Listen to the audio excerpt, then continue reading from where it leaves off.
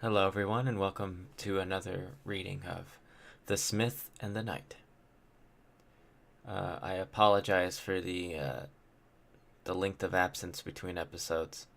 Uh, things happen. Since last time, Stolzer, everyone's been wondering how Stolzer's been doing, and sort of living their lives.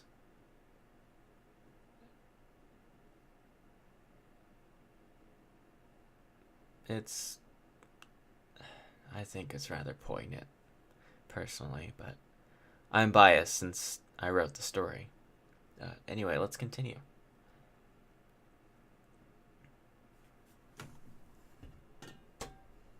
The cold of autumn gently caressed them like a lover. Orange and red leaves retreated at their wake, each step crushing those who waited, those who remained.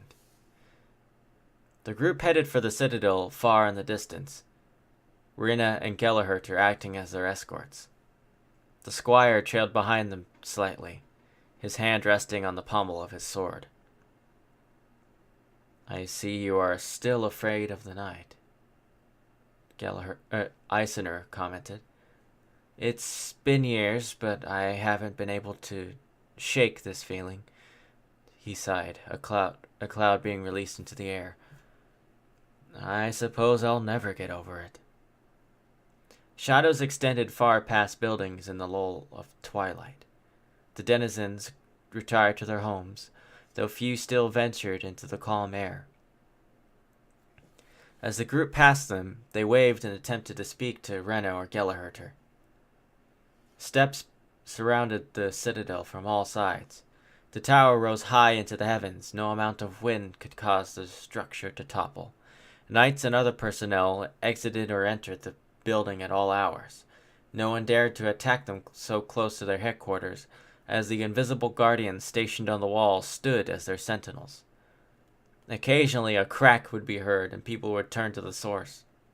They would stand in silence, but continue with their duties. "This place always seems to make my skin crawl," Eisner muttered. When they approached, Rinner nodded to the guardsmen who allowed them to pass. Inside of the citadel, the ceiling rose high into the heavens, but was concealed until one attempted to look up. Though night was approaching, the palatial chamber was bustling with activity. Knights, their wards, magicians, and other personnel moved through the area to perform their tasks. The emblem of sanctuary, the fleur-de-lis, was emblazoned on all uniforms, save for the apprentices. They headed for a lift and activated it with the press of a button. The lift took them to the medical wing with a code from Rena. As the doors opened, the medical wing was revealed to them. The beds aligned against the wall were rarely occupied in times of peace, though one man lived there for years. His place gravitated all over, depending on the time of year, but he remained near the center. Within arm's reach was a bookshelf, the tomes leaving the shelf to be replaced by others. The man with dark hair and eyes seemed to be only interested in absorbing information, his sword and uniform remaining in the same location they had been placed in years ago. His head perked up when he heard the door to the lift open. He smiled at them, but took no time to leave his bed to greet them. "Making an old man come to you, is that it?"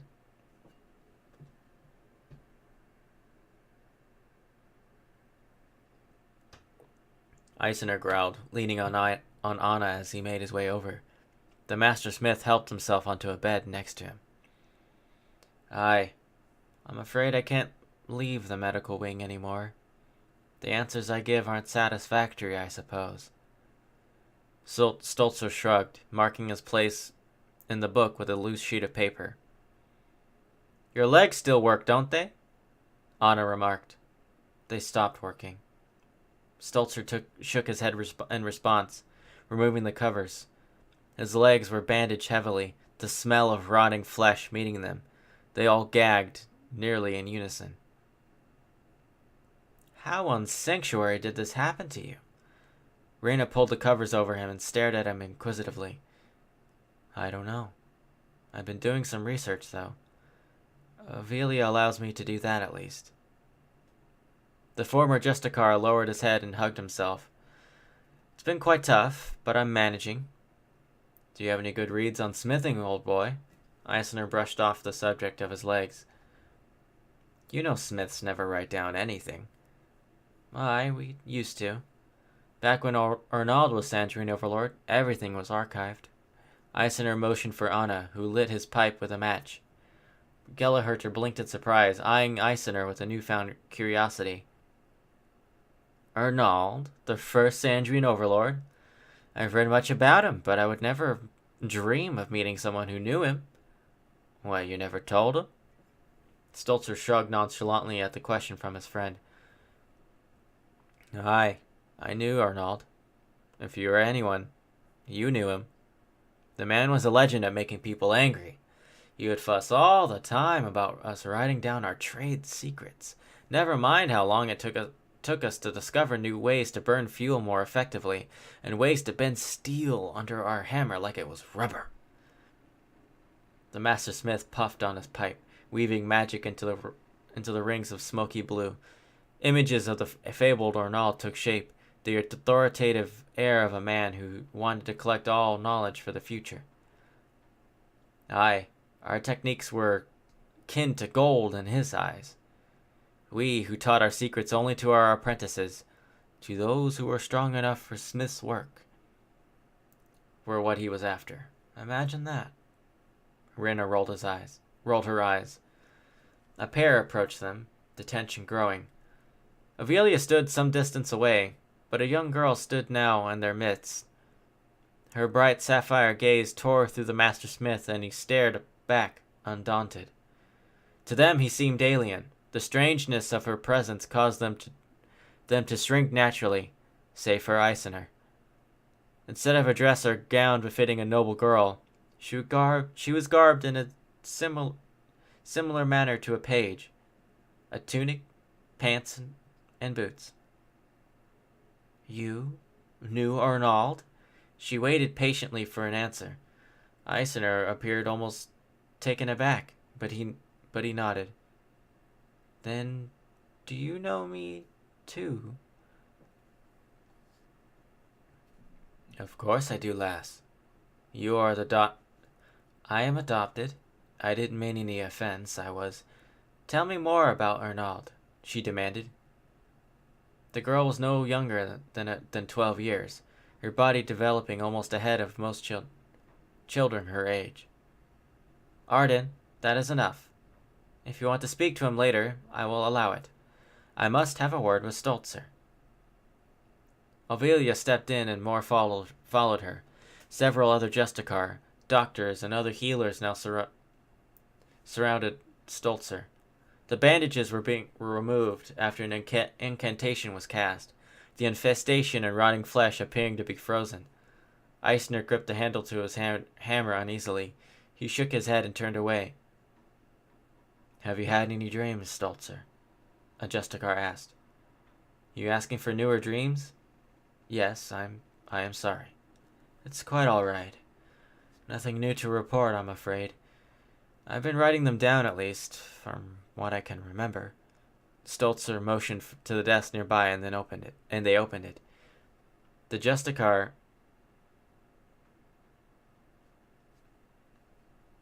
peered at the contents of the book and turned to him. He nodded and they placed it into their satchel. You also wrote me a letter asking for Arden, is that right? Avelia took her place closest to Stolzer, Arden standing next to her. Yes. I wanted to know if she could feel another presence. He then turned to his friends, who were already beginning to leave. If you could, I would like it if you waited outside while this investigation was going on. I'd like you to stay the night, if it's all right. Just wait outside. Avelia nodded to them, and they were gone moments later. The few who remained in the room were the Justicars, the doctors, and the healers. Arden, Can you sense any other presence with me? The former Justicar's question seemed to be beneath the young girl, who crossed her arms. There is. He is fading, but he is there. Call to him. His name is Alphonse. Alphonse, are you there? Arden's call was answered shortly afterward, the pages to a nearby book opening. An inkwell and pen were placed nearby. Furiously, the pen scribbled through the book, the writing neat and concise. After what seemed like hours, the pen stopped. On the final page, words were scrawled almost in desperation. Death Wish. Wrath of the Ancients.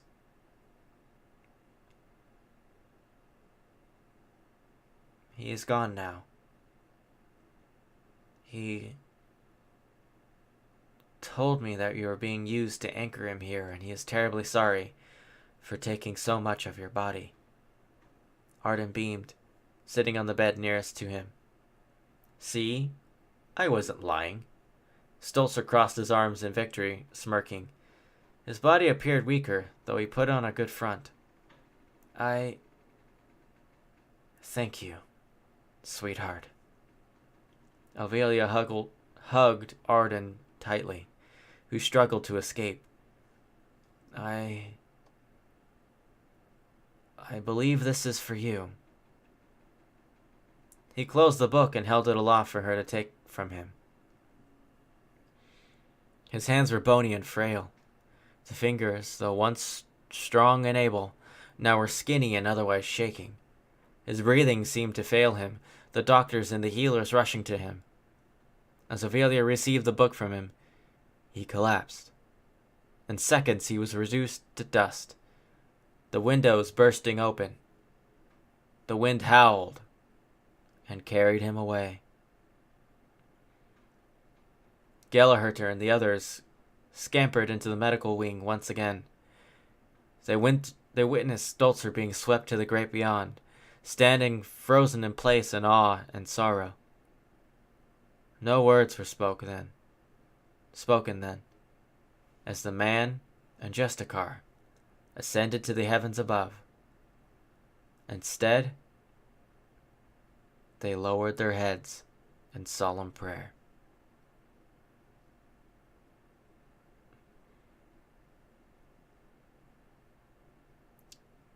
All right. Unfortunately, that is all the time I have for today. So thank you so much for listening, and I hope to tune you in to more of The Smith and the Knight. This has been Grantmeawish, and I will see you later.